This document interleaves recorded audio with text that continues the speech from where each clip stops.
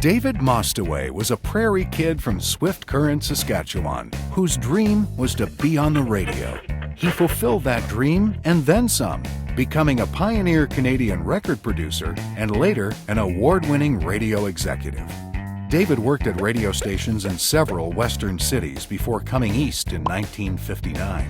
When Digger Dave, as he called himself on the air, landed at Toronto's CKEY, he changed his name to Duff Roman and never looked back. When I first arrived in Toronto in 1959, I remember coming in on a triple-tailed Super Constellation from Edmonton. That was a big deal for me. The whole city was overwhelming. This was really our Canadian Big Apple. And I had an interest in the music. I basically hung out a lot with the music librarian. I was sort of interested in what was going on in the Canadian music scene. I actually did write a column for the Winnipeg Free Press and have the distinction of discovering Diana by Paul Anka when it was released, I believe, in either 56 or 57. And again, all of my peers thought that was just ridiculous and that all this kids' music was just going to go away one day. That kids' music did not go away, and Duff jumped headfirst into the fledgling Canadian music scene. I got sort of re-energized when I met Rompin' Ronnie Hawkins, who had started to make his trek up to Canada, was assembling local musicians to create what went on to become Levon and the Hawks, and then ultimately, as we all know, the great story of them becoming Bob Dylan's band, and then the band. So I spent some time enjoying a lot of the Canadian artists of the 50s, and the story that's not told a lot is that we had actually a lot of presence on the Billboard Hot 100 with groups such as the Diamonds, the Crew Cuts, and the Four Lads. I mean, these were all top 10 groups, but there was no sense or sort of Canadian pride in them. The announcers didn't really say Toronto's own Four Lads. We were so much a satellite of our neighbor to the south, and all of us, I think even myself, thought that the payoff, of course, was going to New York, or if you were an actor, going to Hollywood. So there was a lot of that going around. Early on, Duff committed himself to promoting Canadian talent whenever and wherever he could.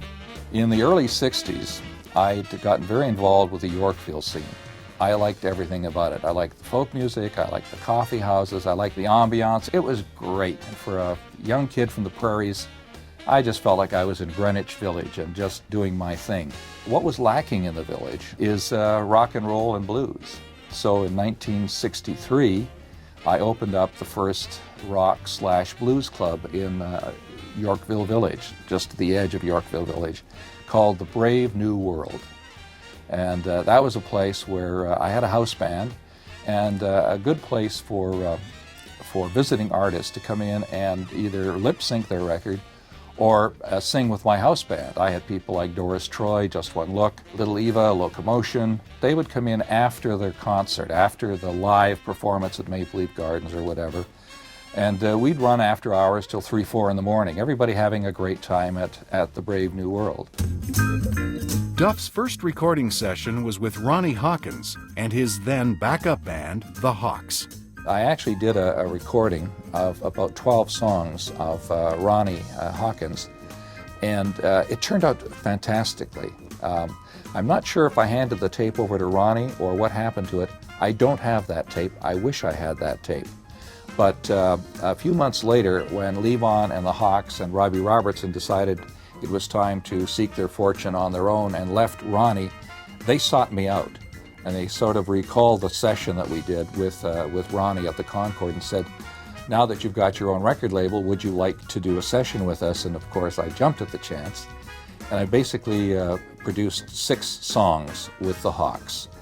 2 of those tracks wound up on disc 1 of their big retrospective. And then David Clayton Thomas came into Duff's life. And I, by this time, had met one of the most dynamic and exciting Canadian artists, in my opinion, to this day, David Clayton Thomas. He was known as Sonny Thomas in those days, Sonny Thomas and the Fabulous Shays. And when I was running my after-hours club, I had a great house band. They were called the Countdowns, but they essentially didn't have a strong lead singer, but they were great at backing up other artists. And David started to hang around, or Sonny as he was called, and kept insisting that he was the best thing since, you know, the proverbial sliced bread, and would I give him a chance. And I'd heard about David, heard about his stint at the reformatory and then the penitentiary at Burwash. And all I got about David was bad news. Stay away from David or from Sonny Thomas. You will regret having anything to do with this guy. But as circumstances would dictate, we had a couple of band members ill. Something happened that the countdowns couldn't go on. And David had just done a gig and had shown up with his band. They used to hang out at the club. So I merely had to sort of nod to Sonny and say, do you have your instruments? Do you think you could fill in? I'm having a problem with the countdowns. Well, ever ready, David or Sonny said, yeah, we're ready to go, Mr. Roman. Give us our shot. So we did. He came on with John Lee Hooker's Boom Boom, the song we ultimately recorded as our first song. And it was the most exciting thing I've heard, including my exposure to the Beatles. It was just so good. And he just blew everybody away. In 1964, Duff and David Clayton Thomas began recording at Hallmark Studios in downtown Toronto, creating hit after hit, many written by David himself. David showed his songwriting talent very early on. The first hit was the John Lee Hooker hit, Boom Boom, and I think that's sort of spoiled us. We had a hit right out of the box with the first thing we ever produced, so I was working with my brother Dan Roman at that time, and we just looked at each other and said, well, this is easy. And so we started to just plow ahead, not knowing any better or any different. And the next song was a bit of an inspiration from my brother Dan Roman and I to take a phrase from Boom Boom and to turn it into a bit of a signature for David Clayton Thomas. And that was the phrase, walk that walk, which is a line from Boom Boom. I'm going to shoot you right down the way you walk that walk. Yeah, walk that walk. Come on, talk that talk. I think where David's craft as a songwriter really showed up was taking the sort of social tempo of the times, and that is the Vietnam War, the sort of disenchantment that youth was having with authority, and he wrote Brainwashed. And that song to many is considered a sort of a garage classic. You'll hear lines such as 50 million people reading all about Vietnam, 95% of them don't give a damn. And as you might recall, damn was censored, it was beeped out so that it would get radio airplay. Can you imagine a time when you couldn't say damn on the radio or on television? And that was the flavor of the era. That was 1966. Duff Roman was one of the few people up here in the industry with any integrity. Duff's a guy who went out and took a mortgage out on his house to get me into the studio to record Brainwashed. A complete left field song that was so different than anything on the radio at the day that everybody told him he was nuts. And that record went to number one.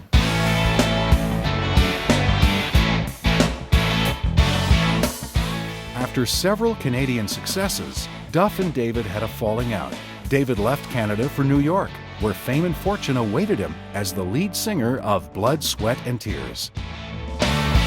In my heart of hearts, David had outgrown what we were doing in Canada. He needed a bigger canvas, he needed a larger stage.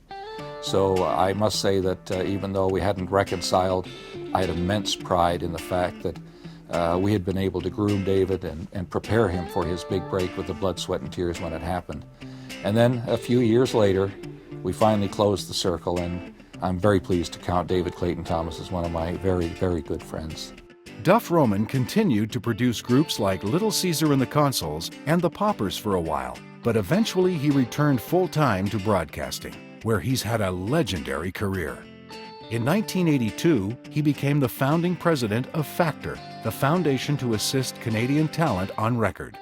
The Canadian Association of Broadcasters inducted Duff into the CAB Hall of Fame in October 2001.